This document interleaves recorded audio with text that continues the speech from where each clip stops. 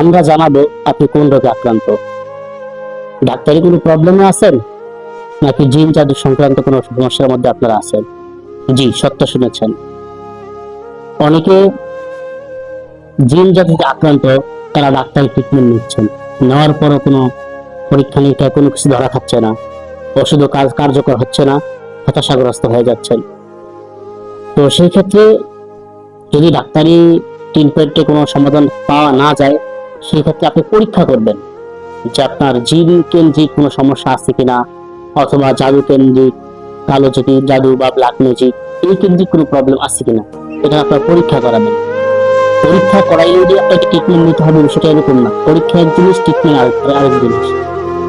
তাহলে ইনশাল্লাহ আশা করি যে ডাক্তারের পাশাপাশি যদি আপনি জিন জাদুর পরীক্ষা করান, তাহলে ইনশাল্লাহ একটা ভালো সমাধান আসতে পারবেন। কথার কথা, কোনো ব্যক্তির প্রচন্ড মাথা ব্যথা করে, তার ঘাড় ব্যথা করে, বুকে ব্যথা করতেছে প্রচন্ড পরিমাণ, স্বাভাবিক এই সিমটম গুলো হচ্ছে ডাক্তারি সমস্যা। আপনি ডাক্তার দেখান, ওষুধ খান, পরীক্ষা করান, আমরা নিষেধ করবো না, এগুলো ডাক্তারি সমস্যাই হতে পারে। কিন্তু ডাক্তারি ওষুধ পরীক্ষা নিতে পরে কোনো সমাধান হচ্ছে না, সেই ক্ষেত্রে আপনি কোনো রাকি, কোনো ভালো একজন মোতাবির তাদের শরণাপন্ন হন। আপনি দেখেন, পরীক্ষা করান যে আপনার এই যে ঘাড় ব্যথা, মাথা ব্যথা, বুকে ব্যথা, এটা জিন সংক্রান্ত অথবা জাদু সংক্রান্ত কোনো প্রবলেম আছে কিনা। এই যে কোনো ব্যক্তি যদি জিন্নাতে আক্রান্ত হয় অথবা কালো জাতিতে আক্রান্ত হয়, সেই ব্যক্তির মাথা ব্যথা হতে পারে, মাথা ভার হতে পারে, দুই ঘাড় ব্যথা হতে পারে, বুক ব্যথা হতে পারে, নিঃশ্বাস নিতে কষ্ট হতে পারে।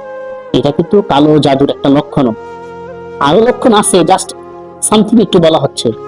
সেই ক্ষেত্রে আপনি কোনো ভালো মোতাবির, ভালো রাকির শরণাপন্ন হতে পারে, এবং চিকিৎসকের ট্রিটমেন্ট আপনি নিবেনই। কালো জাদুর কারণে মানুষের ডাক্তারি ক্ষতি হয়ে যেতে পারে। এই জন্য ইনশাল্লাহ আমরা আমাদের জিন জাদু শিফা যে রুকিয়া সেন্টার, যে চিকিৎসালয় আমাদের রয়েছে, ইনশাল্লাহ সেখানে যদি যোগাযোগ করেন, ইনশাল্লাহ আমরা আপনাদেরকে বলে দিব যে আপনার এটা কি ডাক্তারি সমস্যা, না জিন কেন্দ্রিক সমস্যা, না কালো জাদু কেন্দ্রিক সমস্যা, ইনশাল্লাহ আমরা বলে দিব।